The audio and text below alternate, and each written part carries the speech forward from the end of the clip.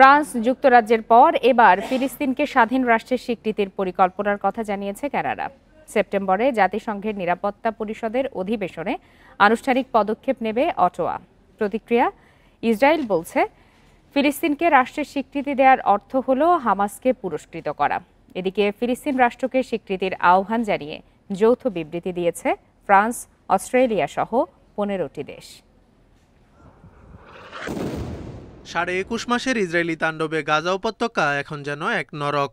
খাবারের তীব্র সংকটে বাড়ছে দুর্ভিক্ষের ঝুঁকি।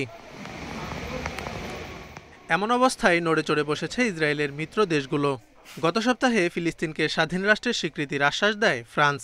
সেপ্টেম্বরে জাতিসংঘের নিরাপত্তা পরিষদের অধিবেশনে আনুষ্ঠানিক পদক্ষেপ নেওয়া হবে বলে জানান ফরাসি প্রেসিডেন্ট।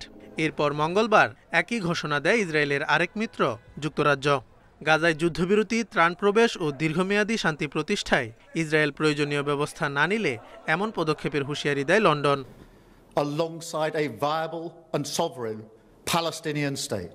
এবার ফিলিস্তিনকে স্বাধীন রাষ্ট্রের স্বীকৃতির পরিকল্পনার কথা জানালো কানাডা। তবে অটোয়ার পদক্ষেপ ফিলিস্তিনে গণতান্ত্রিক সংস্কারের উপর নির্ভর করছে, যেখানে হামাসকে ছাড়াই আগামী বছর ফিলিস্তিনি কর্তৃপক্ষের নির্বাচন আয়োজনের শর্ত রয়েছে।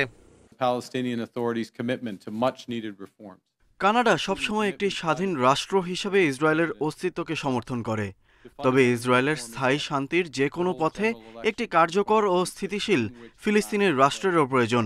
বেসামরিক নাগরিকদের ক্রমবর্ধমান দুর্ভোগ লাঘব, শান্তি, নিরাপত্তা এবং মানব জীবনের মর্যাদাকে সমর্থনে সমন্বিত আন্তর্জাতিক পদক্ষেপে বিলম্বের সুযোগ নেই।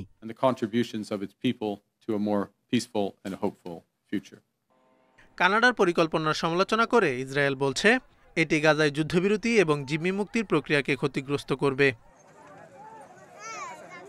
এদিকে ফিলিস্তিন রাষ্ট্রকে স্বীকৃতির আহ্বান জানিয়ে যৌথ বিবৃতি দিয়েছে ফ্রান্স, অস্ট্রেলিয়া সহ 15টি দেশ। ফিলিস্তিন ও ইসরায়েলের মধ্যে দ্বিরাষ্ট্রভিত্তিক সমাধানের লক্ষ্যে জাতিসংঘে 3 দিনব্যাপী সম্মেলন শেষে এই বিবৃতি দেয়া হয়।